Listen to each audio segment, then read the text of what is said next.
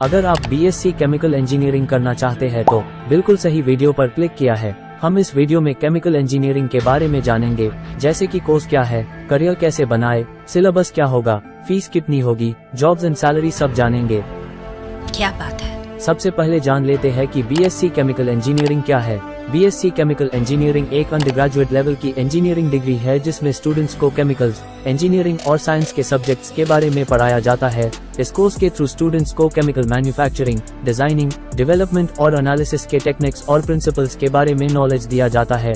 इस कोर्स के जरिए स्टूडेंट्स को केमिकल इंजीनियरिंग फील्ड के प्रोफेशनल बनाने का प्लेटफॉर्म मिलता है। अब बाकी डिटेल भी देख लेते हैं, लेकिन अगर अभी तक वीडियो को लाइक नहीं किया तो कर दो यार। बीएससी केमिकल इंजीनियरिंग के लिए admission process, eligibility, syllabus, fees और करियर अपॉर्चुनिटीज के बारे में आपको पूरी जानकारी हिंदी में बताता हूँ। Admission process.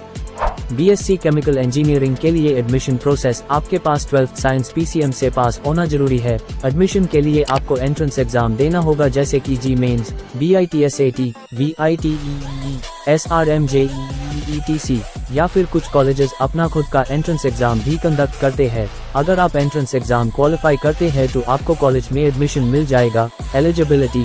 BSc chemical engineering के लिए एलिजिबिलिटी क्राइटेरिया क्या चाहिए ये भी जान लेते हैं। आपको 12th साइंस पीसीएम से पास होना चाहिए। आपके 12th के मार्क्स मिनिमम 50% होने चाहिए। एज लिमिट वेरी करता है कॉलेज से college. Syllabus.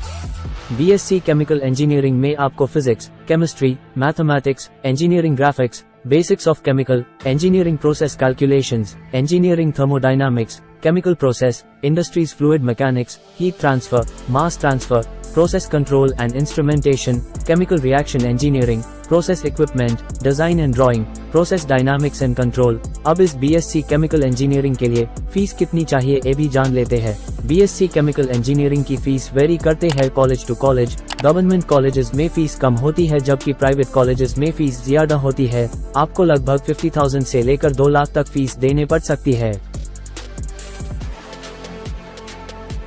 BSc chemical engineering degree प्राप्त करने के बाद आप विभिन्न उद्योग में अपना करियर शुरू कर सकते हैं, जैसे रसायन उद्योग, आयुर्वेदिक उद्योग, खाद्य उद्योग, जल उत्पादन उद्योग, वायुमंडल उत्पादन उद्योग। सैलरी और स्कोप के बारे में बात करें तो यह डिग्री आपको रासायनिक प्रक्रियाओं की समझ के साथ साथ संभावनाओं की बहुत सारी सुविधाएं भी प्रदान करती है। आप रासायनिक उद्योग, सरकारी विभाग, प्राइवेट कंपनीज और रिसर्च ऑर्गेनाइजेशंस में काम कर सकते हैं। रहा नहीं जाता, तड़प ही ऐसी है ना।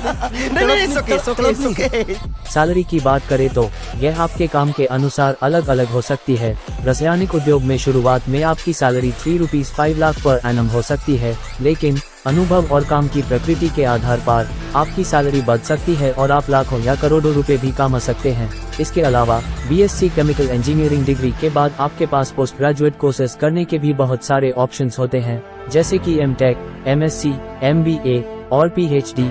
इससे आपकी सैलरी और स्कोप दोनों में सुधार हो सकता है। इसलिए अगर आप रासायनिक प्रक्रियाओं में रुचि रखते हैं और कुछ नया सीखना चाहते हैं तो बीएससी केमिकल इंजीनियरिंग डिग्री आपके लिए एक अच्छा विकल्प हो सकता है। वीडियो कैसे लगी कमेंट में बताना। Thank you.